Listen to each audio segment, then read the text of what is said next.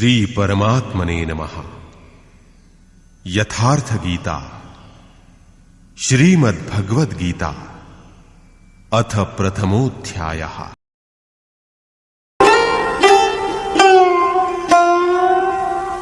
धर्मक्षेत्रे कुरुक्षेत्रे समवेता युयुत्सवः मामकाः पाण्डवाश्चैव किमकुर्वत संजय।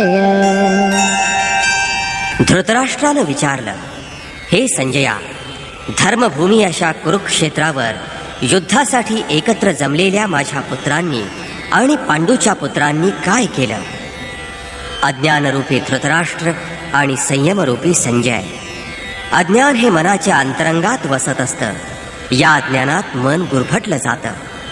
धृतराष्ट्र हा जन्मांध आहे, परंतु संयमरूपी संजयाच्या माध्यमातून तो कुरुक्षेत्रावरील घडामोडी पाहू शकत आहे, ऐकू शकत आहे. त्याला निश्चित माहीत आहे की परमात्मा हेच एकमेव सत्य आहे.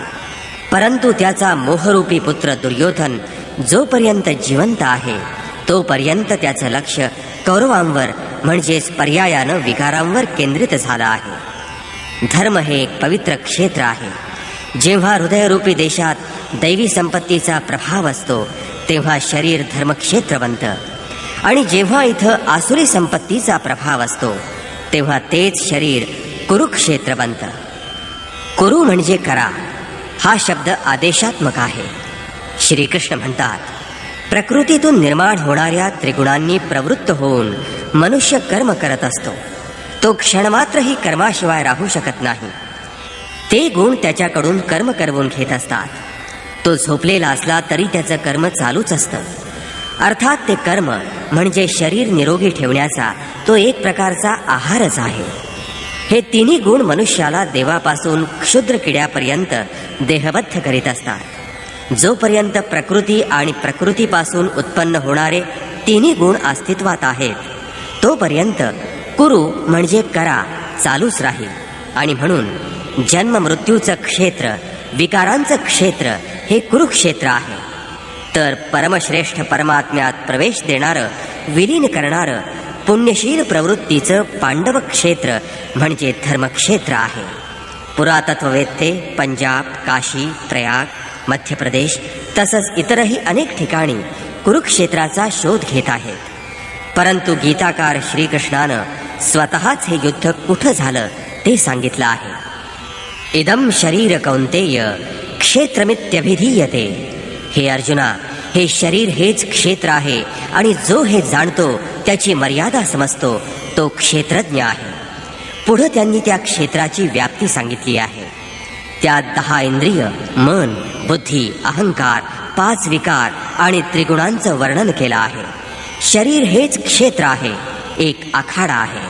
त्यात परस्परांशी झुंजणाऱ्या, झगडणाऱ्या 2 प्रवृत्ती आहेत. एक दैवी संपत्ती आणि दुसरी आसुरी संपत्ती. पांडवरूपी सत प्रवृत्ती आणि कौरवरूपी असत म्हणजेच दुष्ट प्रवृत्ती. अनुभवी महापुरुषाला शरण गेल्यानंतर या दोन्ही प्रवृत्तींमधील संघर्ष संपुष्टात येतो. हा क्षेत्र आणि क्षेत्रज्ञामधील संघर्ष आहे, आणि हाच वास्तविक लढा आहे, युद्ध आहे.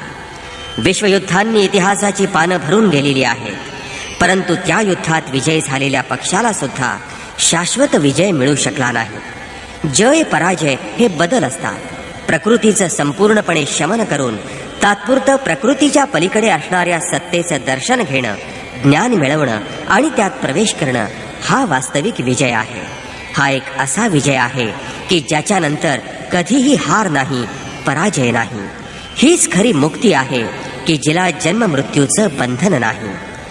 या प्रकारे अज्ञानानं प्रभावित असणारं प्रत्येक मन संयमाच्या द्वारे क्षेत्र आणि क्षेत्रज्ञ यांच्या युद्धात काय झालं हे जाणू शकतं.